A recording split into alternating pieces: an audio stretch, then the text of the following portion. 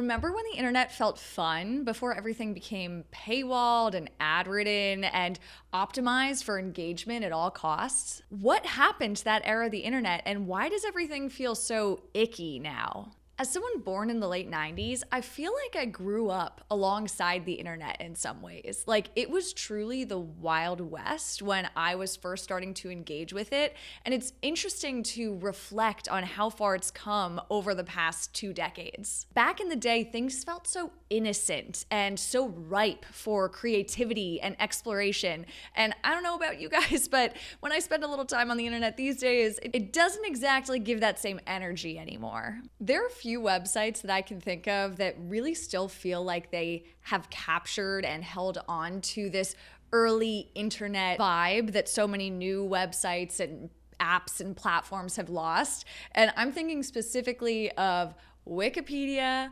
Craigslist, and fanfiction.net. And I know you're wondering, how did fanfiction.net get into that bucket against Wikipedia and Craigslist? I'm probably sharing a little bit too much about myself right now, but as I've been, nearing 5-6 months creating on YouTube, I was thinking about like the first times that I was creating for the internet back as a tween, as a wee kid. And I spent a lot of time on fanfiction.net writing. So no wonder I'm creating a newsletter now. That experience was probably one of my earliest times creating for others to consume on the internet.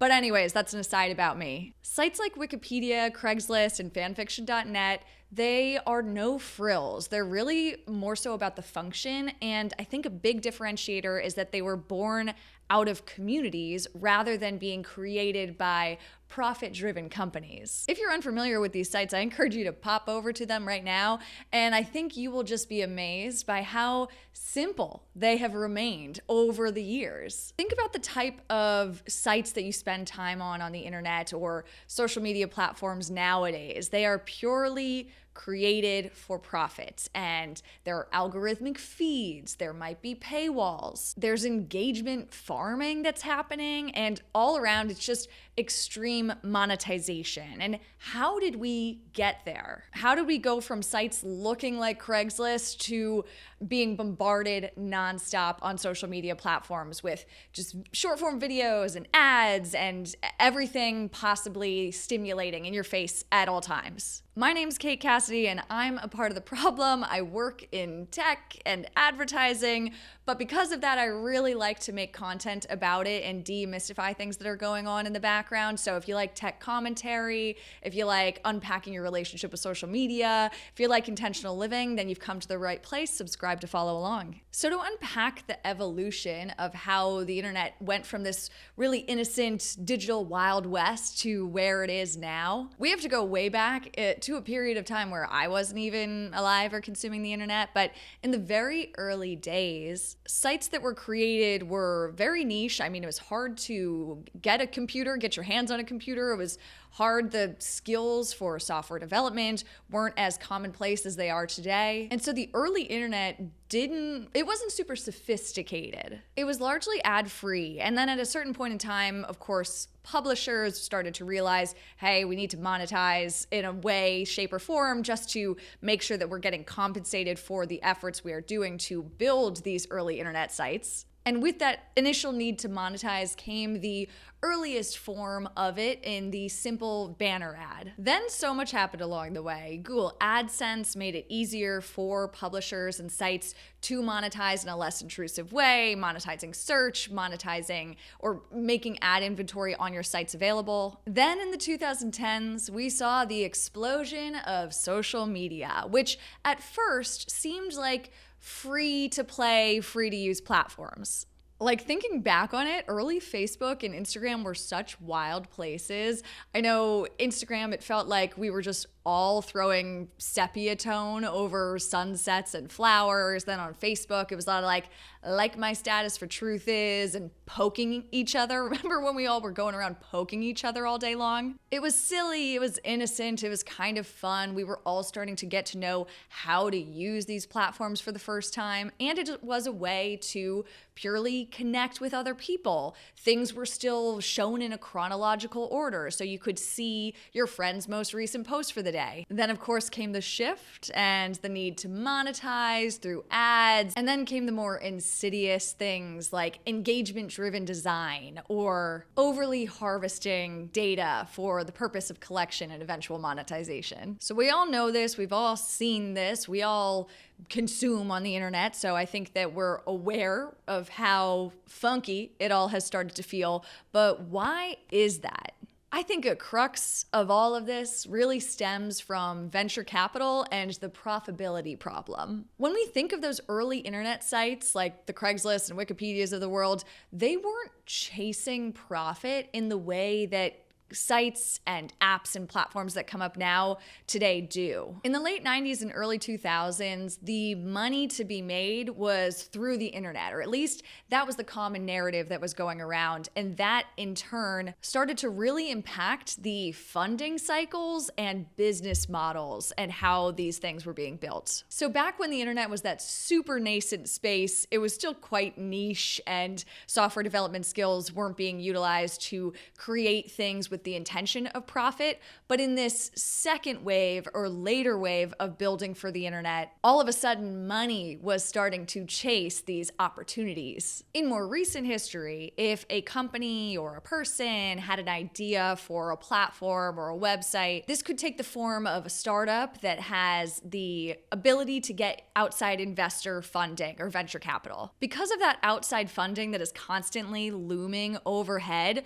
growth is really prioritized over sustainability or creating something more innocent in nature. And once a company or a startup starts to get to a certain scale, a certain size, then these investors, they want to start seeing profit and they'll begin to demand it. Very often that takes the form of the company going public, which then creates this secondary issue of now all this external money starting to flood in and shareholders demanding even more profit and more growth. And it just becomes this really unsustainable expectation of exponential growth forever. That demand for more profit then brings in the need for more ways to find ways to monetize on those apps and platforms. And then, as we all know, because we experience and encounter it on a daily basis, the product feels like it starts to degrade over time as profit maximization takes over. I said it before, but Instagram, it used to be chronological, it used to be photo-based. Now every single facet of the way that that app is built and designed is optimized to increase engagement, to pump ads into it, and the algorithms on the back end have gotten more and more enhanced just to keep you on there for longer and longer. You can also think of dating apps. This is a perfect example. When they were initially created, or at least the big ones, they were simple matchmaking sites, and now the vast majority are owned by one big conglomeration, the Match Group, and there's a constant inherent conflict of interest in their business model where people, if in theory, if you're on a matchmaking site, you want to eventually delete it and never have to use it again.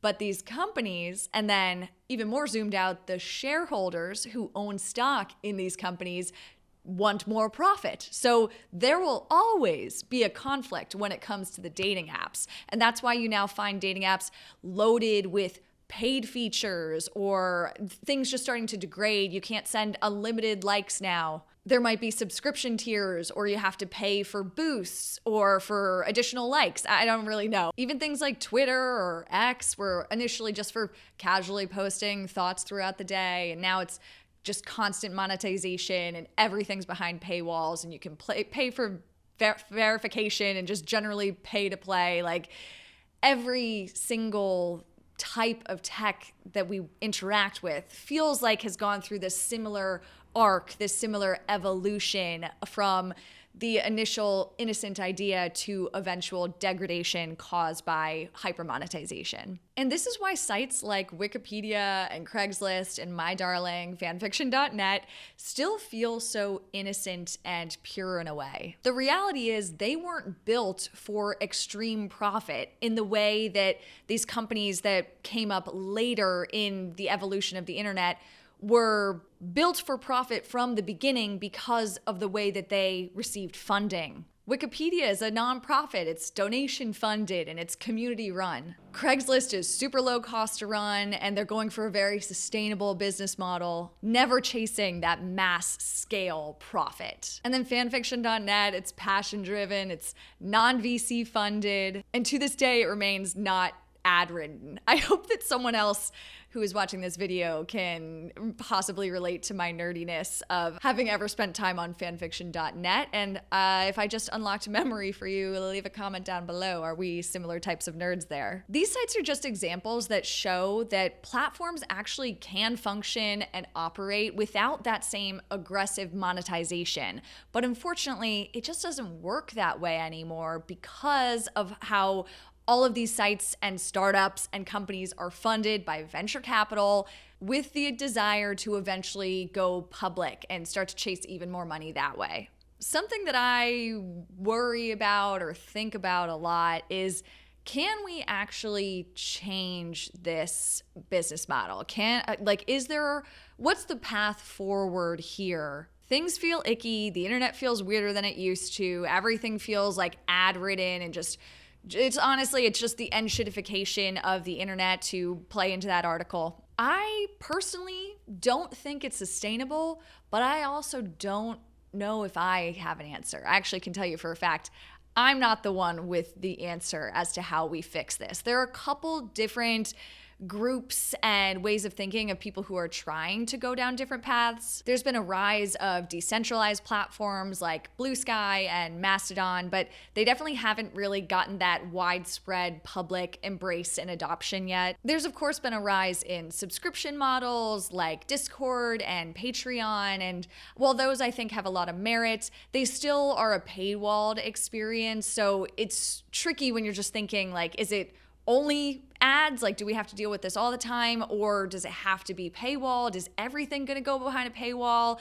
I don't know if that subscription model is necessarily the best path anyway. And it also feels like subscription models are just everywhere now, and so people don't really have ownership and access online the way they used to. There's of course Web3 and blockchain, but that space is still so speculative, and while there are people who are building really cool stuff, there's also so much unfortunate stories that come out of it that I don't know if, at least in the immediate future, if that is necessarily the path forward either. I think the real issue is, and we all use the internet, we all want to find a solution here, but will we ever be able to move past this point of needing insane monetization? Or is this just the new reality that we have to embrace because of the way that all these sites are being funded? Like, it's hard for me to figure out, is this just me being nostalgic for that early internet? I wonder if my opinions would feel differently if I didn't know what the internet used to be like. Actually, leave a comment down below if you feel like you didn't have that early internet experience and you didn't see the early days of YouTube and you were growing up in this period of the internet. Like, I'm very curious what your experience is and if you think it's an issue the way that it currently looks. Like, if I didn't have that back-to-back contrast of knowing what YouTube used to look like and knowing what it looks like now, I wonder how I would feel. Like, you might not even think to critique it in some ways. I think that the internet could be good again. It's just going to have to take a really big shift in how we fund and build these platforms. And I don't know if the tech industry is ready for that. I guess we'll see where it goes from here. I feel really grateful to have experienced this evolution of the internet, as I feel like I've grown up in parallel to the internet moving from being the Wild West to this hyper-monetized space that it is today. I'm curious, what do you miss most about the early internet? Were you also writing fan fiction? I'll let you guess what series or IP I was writing fan fiction about.